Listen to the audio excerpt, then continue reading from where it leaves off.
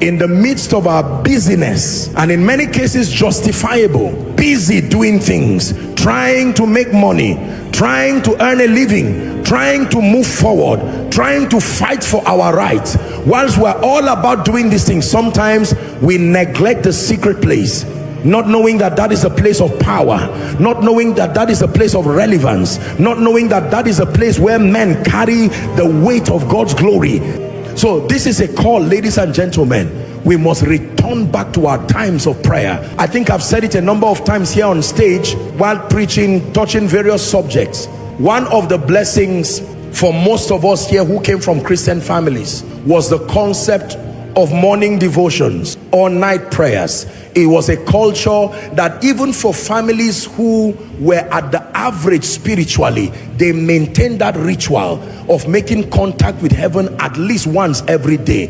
It's a ritual that, again, through our pride and our press for intellectualism, we have faded it away as though it's not necessary.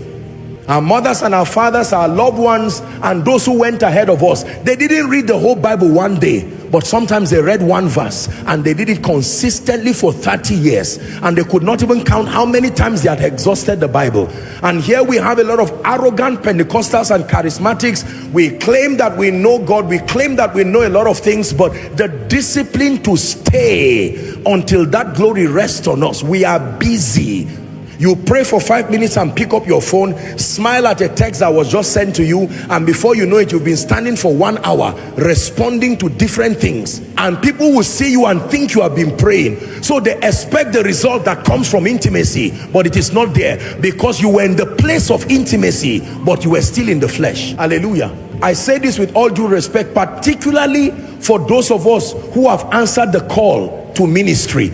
Answering the call to ministry is like being in the military. You are allowed to do a lot of extracurricular things, but go and meet any soldier.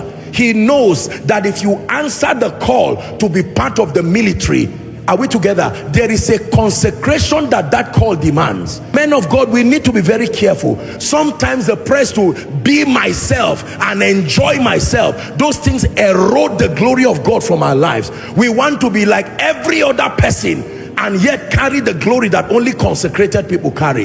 It won't work that way, sir. You want to be everywhere. Watch every football, watch everywhere, watch every movie, watch everything. Please don't get me wrong. There is a time you have to bless yourself and enjoy your humanity. But the call to ministry is a sacrifice from start to finish.